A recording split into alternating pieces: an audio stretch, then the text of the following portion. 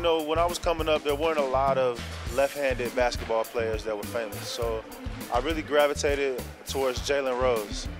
You know, this was during the time he was with the Fab Five, you know, in Michigan. You know, he was kind of, you know, smooth guy, bad boy, talked a little trash, you know. And really, he was one of the only left-handed guys out there. So I took to him, and it's part of the reason why I wear number 5, Jalen Rose, and the fact that I had 5 brothers and sisters. That was always my number until I arrived in Milan.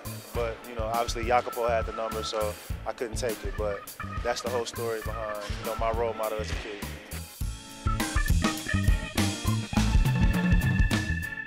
I chose Kansas because, one, I wanted to leave the state of Texas. That was always a goal of mine. You know, I didn't want to be too close to home. I wanted to get out on my own, you know, see if I had what it takes to make it somewhere else. And so Roy Williams recruited me my first 2 years at Kansas. You know, he's a guy that just taught me that, you know, one thing that I still carry with myself today is that, you know, when you make decisions off of the court, you always have to be aware of how it affects your teammates, your family, the people around you, the people that care the most. So I think it's one of the main reasons why I really haven't gotten any off-court issues, you know, because I learned so much from him. And he was a guy that during the time I played for him, I'd run through a brick wall for him. Great man, great time playing for him. And Coach Self, you know, my last 2 years with Coach Self were a little bit more difficult. You know, obviously, you know, I came to Kansas because of Roy Williams, but with Bill Self, I ended up learning that there's more than one way to do things right. And also, you know, he's probably prepared me to be the most mentally tough that I've ever been in my life. Some of the things that I went through with Coach Self, some of the lessons that I learned, I still use to this day.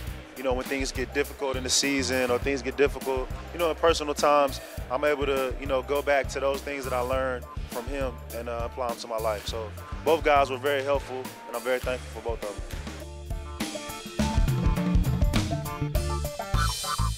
I mean, it's kind of a trick question. Since I played against him when he was retired, when I was a sophomore in college at Kansas, I was invited to Santa Barbara to work the Michael Jordan camp. It's a camp where the top college players in the country, they all go, and there are counselors at a camp, and at night, you know, they work out and play pickup games with one another. Well, my first night there, first pickup game, out on the floor comes Mike himself, and just so happens I was the guy that got matched up with him in the pickup game. Incredible experience. He was already retired, but at the same time, he still kicked my ass. He was still great. So, I mean, you know, Michael Jordan's the man, and hands down, you know, Michael Jordan is, nobody even comes close.